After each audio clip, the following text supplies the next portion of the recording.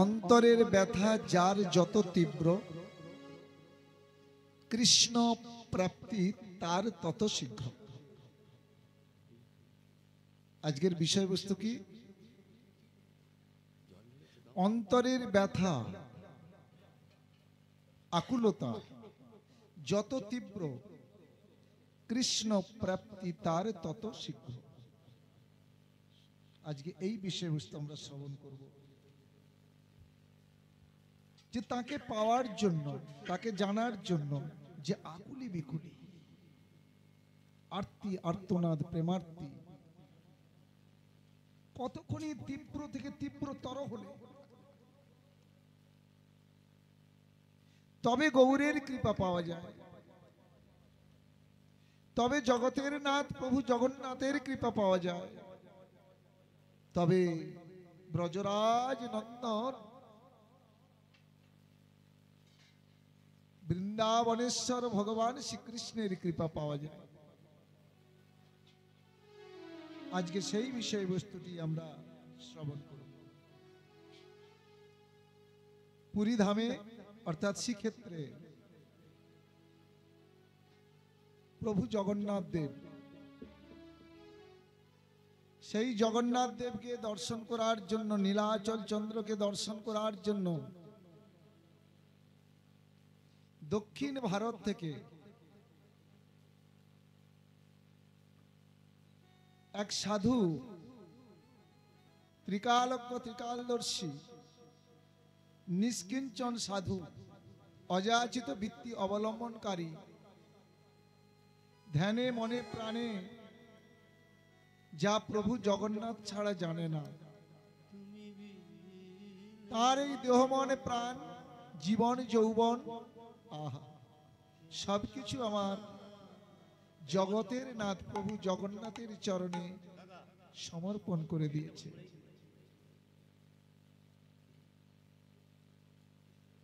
সেই দক্ষিণ ভারতে নিষ্কিঞ্চন সাধু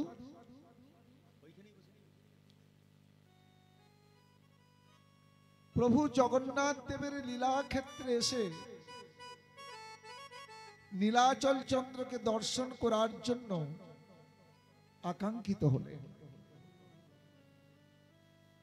আমরা প্রত্যেকেই নীলাচল চন্দ্রকে প্রতিদিন দর্শন করছি, পুজো করছি, ভোগ নিবেদন করছি, সেটা প্রভু জগন্নাথ দেবের সেবা চলছে। কিন্তু পুরী ধাম শ্রীক্ষেত্র কি তাহলে? না, প্রভুর লীলা ক্ষেত্র, লীলাস্থলী, লীলাভূমি। তাই আমরা বারংবার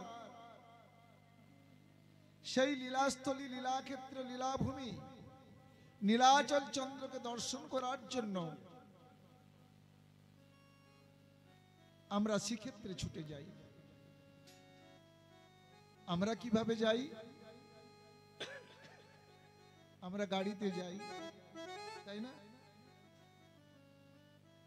আমরা গাড়ির মধ্যে যাই, কয়েক ঘন্টার মধ্যে আমরা সেখানে পৌঁছে যাই। কিন্তু দক্ষিণ ভারত থেকে যে নিষ্কিঞ্চন অযাচিত বৃত্তি অবলম্বনকারী সাধু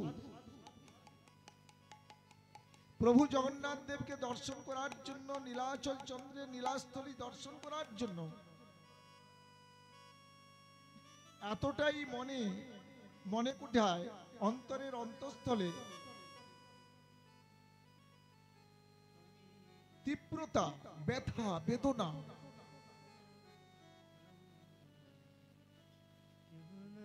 দক্ষিণ ভারত থেকে পদব্রজে মানে হেঁটে, হাঁটা পথে, দক্ষিণ ভারত কোথায় আর শ্রীক্ষেত্র কোথায়, সেখান থেকে হাঁটা পথে শ্রীক্ষেত্রে আসছেন কিসের কারণে? শুধু নীলাচল চন্দ্রকে দর্শন করার জন্য। চিন্তা করুন, কারণ জানো তোমার মনের কথা না, মনের কথা ভাষায় কোনোদিন ব্যক্ত করা সম্ভব নয়। মনের মণিকোঠায় যে ভাবনা চিন্তা, সেটা কি ভাষায় বর্ণন করা সম্ভব? সেটা অনুভবের বিষয়, হৃদয়ঙ্গম করার বিষয়। এতটা তীব্র জ্ঞানাঞ্জন ছুরিত ভক্তি বিলোচনেন নয়নের কৃষ্ণ প্রেমের অঞ্জলি, কৃষ্ণ প্রেমের কজ্জল লেপন করেছে। তাই প্রভু জগন্নাথ ছাড়ার কিছুই দেখতে পাচ্ছেন না। ধ্যানে মনে প্রাণে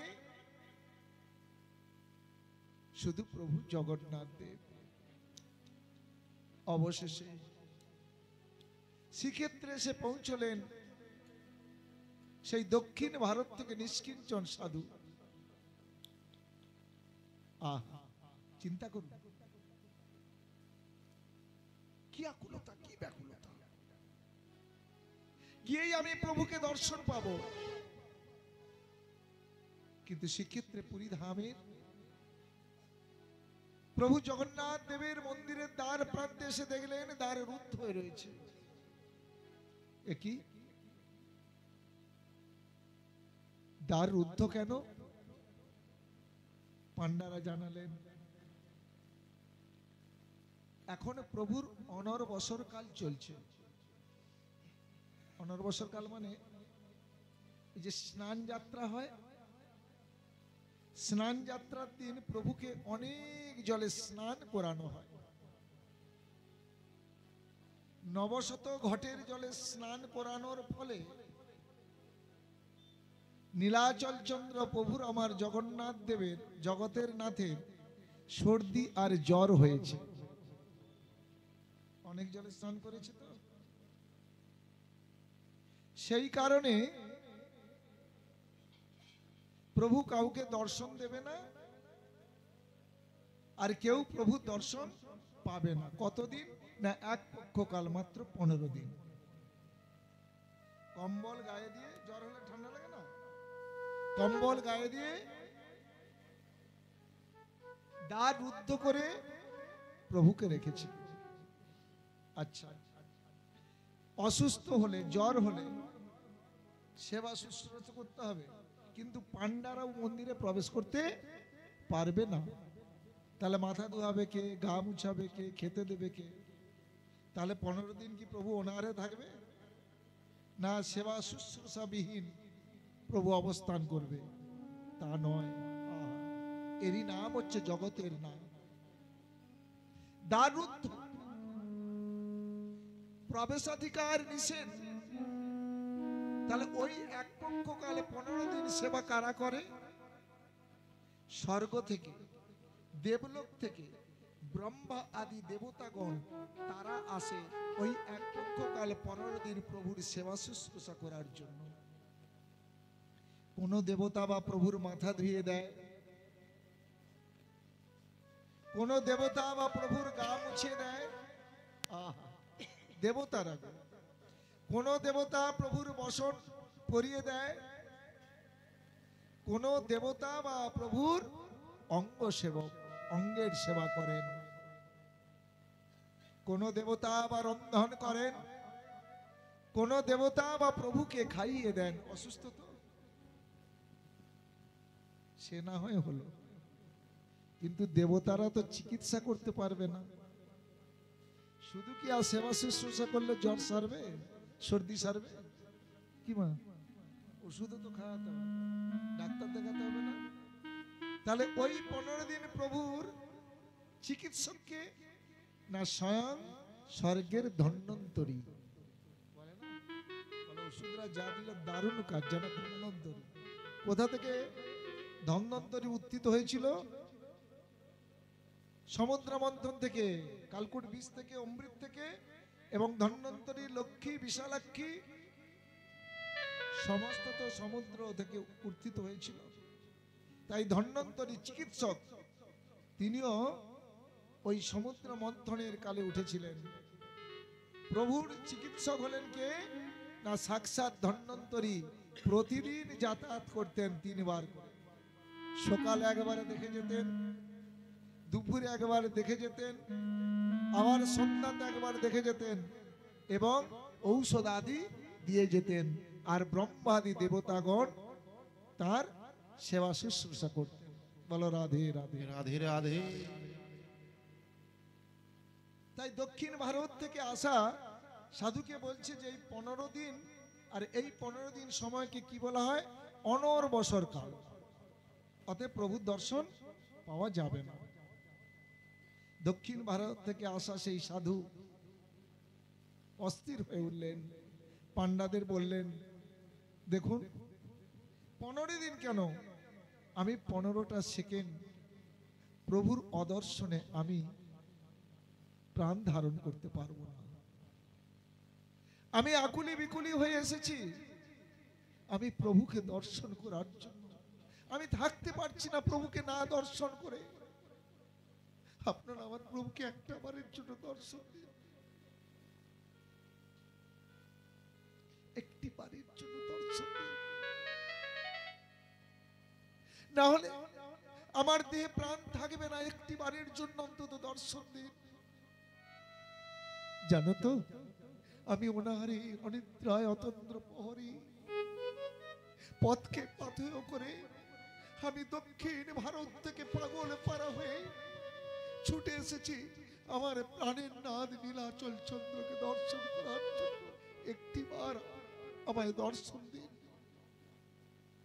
পান্ডারা বলছে, দেখুন মহাত্মাজি, এখানের একটা নিয়ম আছে, ওই নিয়ম তো আমরা ভঙ্গ করতে পারি না, তাই আপনাকে এক পক্ষকাল অপেক্ষা করতেই হবে, তবে প্রভুর দর্শন পাবেন। যখন দেখলেন যে প্রভুর দর্শন পাবই না, তখন অগত্যা সাধু করলেন কি, মনে মনে ভাবছেন যে প্রভু তোমার যখন আমি দর্শন পেলাম না, আমার বেঁচে থেকে লাভ। রাধে রাধে। তুমি ছাড়া, তোমার অদর্শনে আমি কেমন করে বেঁচে থাকবো? তাই আমি বেঁচে থাকতে চাই না। আমি ওই সমুদ্রে গিয়ে আমার প্রাণ বিসর্জন দেব। দীনবন্ধু রে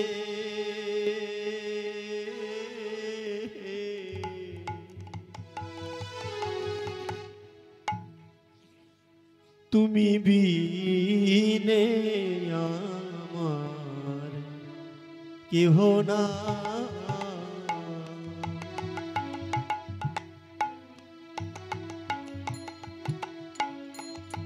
দীনবন্ধু রে তুমি বিনে আমার কেহ না।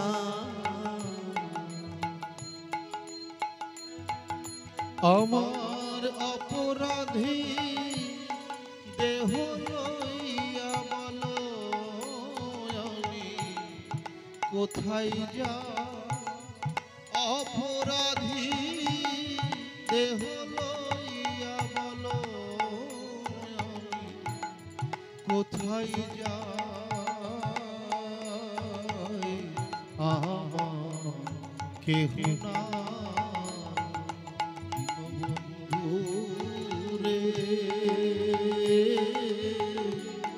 তুমি বিনে আমার কেহ না।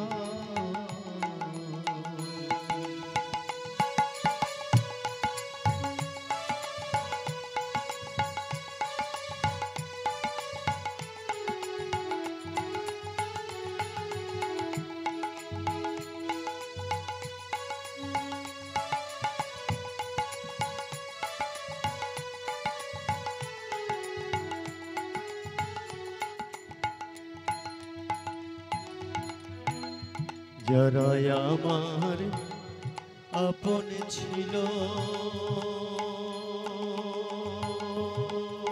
রে দয়া,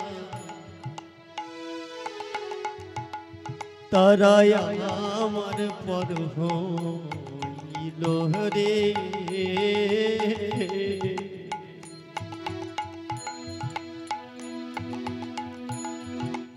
যারাই আমার আপন ছিল,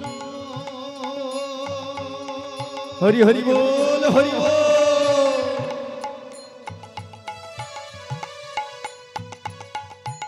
তারাই আমার পর হইল রে।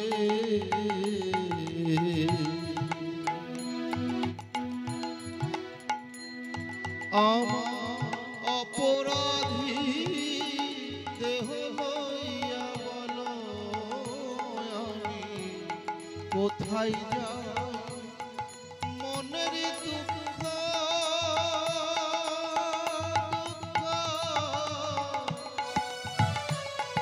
আমার মনের দুঃখ বোঝার মতো এমন বন্ধ কেহ নাই, বন্ধ কেহ নাই। দীনবন্ধু রে তুমি বিনে আমার কেহ নাই। দীনবন্ধু রে তুমি বিনে আমার কেহ না।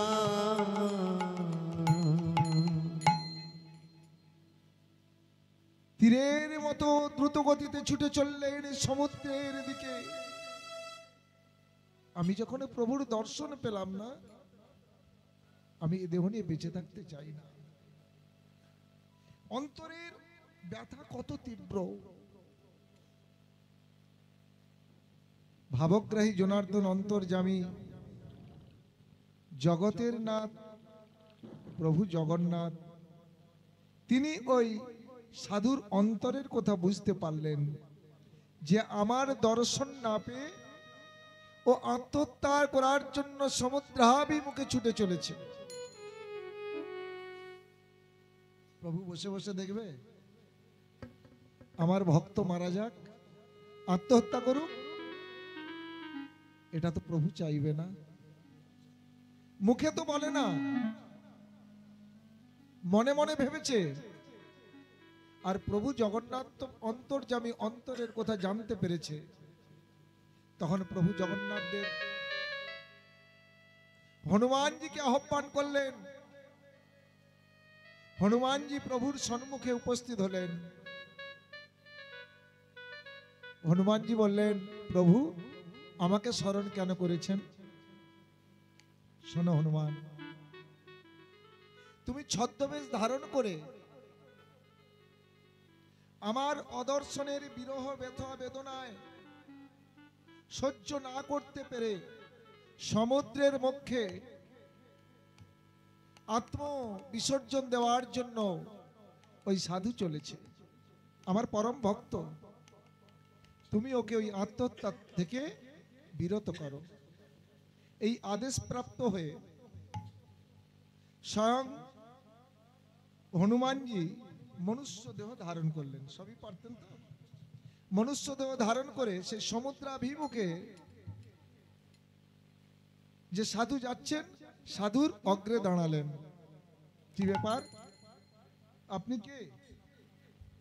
হনুমানজিকে সাধু বলছেন, আপনি কে? আমি এখানকার বাসিন্দা গো। আমার পথ রুদ্ধ করলেন কেন? বলছে, আপনি আত্মহত্যা করতে যাচ্ছেন, আপনি জানলেন কেমন করে?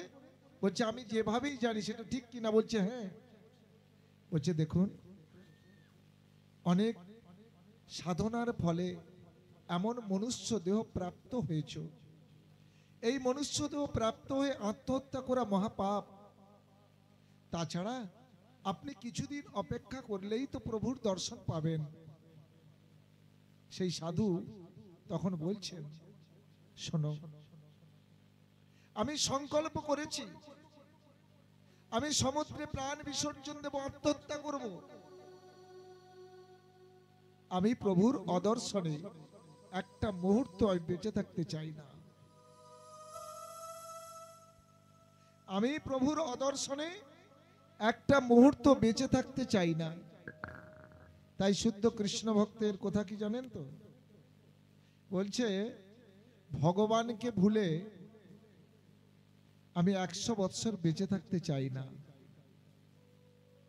ভগবানকে স্মরণ করে যদি একদিনও পৃথিবীতে বেঁচে থাকতে পারি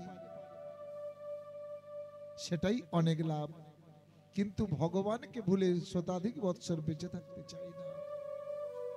মহাপ্রভু তাই বলেছিলেন, শূন্যায়তং জগত হে গোবিন্দ বিরহেণ মে,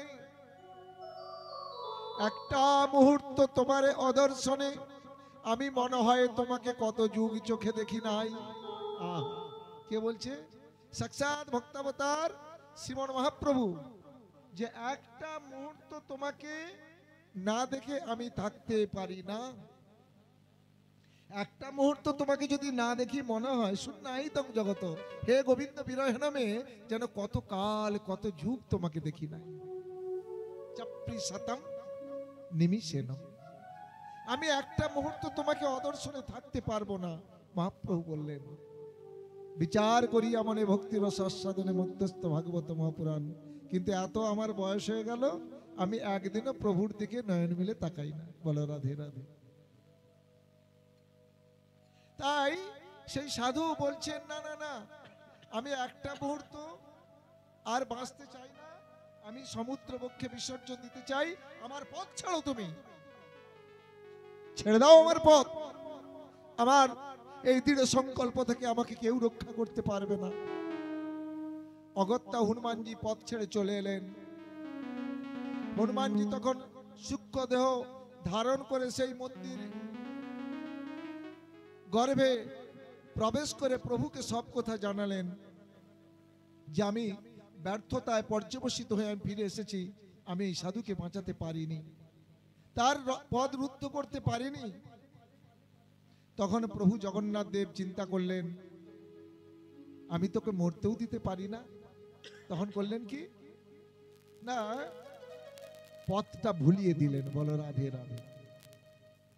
সমুদ্রাভিমুখে যে যাচ্ছেন সেই পথটাকে ভুলিয়ে দিলেন। দেখুন, সকল কাজের দিশা তুমি, সকল চাওয়ার পাওয়া তুমি, আমার বেঁচে থাকার আশা। এবার সেই সাধু যাচ্ছেন কোন পথে? সমুদ্রের দিকে যাচ্ছে, ঝাঁপ দেবে, আত্মহত্যা করবে। তো ভাবগ্রাহী জনার্দন অন্তর্যামী প্রভু জগন্নাথ করলেন কি, পথটা ভুলিয়ে দিলেন। পথটা ভুলিয়ে দিলেন। তখন সমুদ্রাভিমুখে না গিয়ে অন্যদিকে চলেছে। বুঝতে পারছেন? অনেকটা যাওয়ার পরে মনে মনে ভাবছে, কি ব্যাপার, এখনো কেন আমি সমুদ্রে এসে পৌঁছালাম না? তখন একজনকে জিজ্ঞেস করছে, হ্যাঁ গো, বলো না গো, সমুদ্রটা কত দূর? বলে, আপনি এখানে সমুদ্র কোথায় পাবেন? আপনি তো সমুদ্রের পথ ছেড়ে চলে এসেছেন। আমি সমুদ্রের পথ ছেড়ে চলে এসেছি। সেখানে বসে পড়লেন। আমার আত্মহত্যাও করা হলো না, আর প্রভু জগন্নাথ দেবকে দর্শন করাও হলো না। মাটির মধ্যে পড়ে রইলেন। সুষুপ্তি আর জাগরণের মাঝখানে সেই মহাত্মাজি যেন জেগেও নাই আর ঘুমিয়েও নেই, অর্ধ মূর্ছিত। আর কি প্রভু থাকতে পারেন? তিনি অসুস্থ লীলা করছিলেন। প্রভু কি করলেন? সেই মন্দির থেকে বাহির হয়ে সেই সাধুর কাছে গিয়ে পৌঁছালো। সাধুকে গিয়ে বলছে, অর্ধমূর্ছিত পড়ে আছে তো, আলোয়ার আলোয়ার আলোয়ার। কেন? দক্ষিণ ভারতের সাধুদেরকে আলোয়ার বলা হয়। দক্ষিণ ভারতের সাধুদেরকে আলোয়ার বলা হয়। তাই প্রভু জগন্নাথ দেব আদর করে ডাকছে, আলোয়ার আলোয়ার চোখ মেলো, দেখো দেখো আমি তোমার কাছে এসেছি গো। প্রভু তুমি এসেছো? ক্ষীণ স্বরে বলছে, কেন এসেছো প্রভু? কি দরকার তোমার? অভিমান, অনুরাগ, কেন এসেছো তুমি আমার কাছে? কেন এসেছো প্রভু? কি আসতে বলেছে? তুমি নাকি অসুস্থ লীলায় রয়েছো, সেই বিছানা ছেড়ে তুমি কেন এসেছো আমার কাছে? আমি তো মরতে চাই, কিন্তু তুমি কেন পদ ভুলিয়ে দিলে? আলোয়ার, তুমি যে আমার নয়নের মণি, প্রাণেশ্বর, তোমাকে ছাড়া কি আমি থাকতে পারি?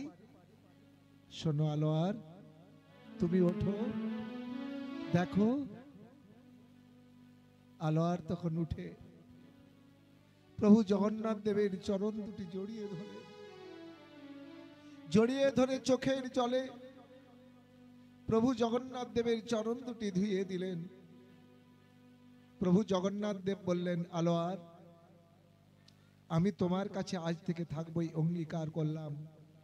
তুমি মন্দির নির্মাণ করো, এই মন্দিরের মধ্যে আমি অবস্থান করব, আর আমি অঙ্গীকার করলাম আজ থেকে তোমার সেবিত বিগ্রহে আমার নাম হবে আলাল নাম।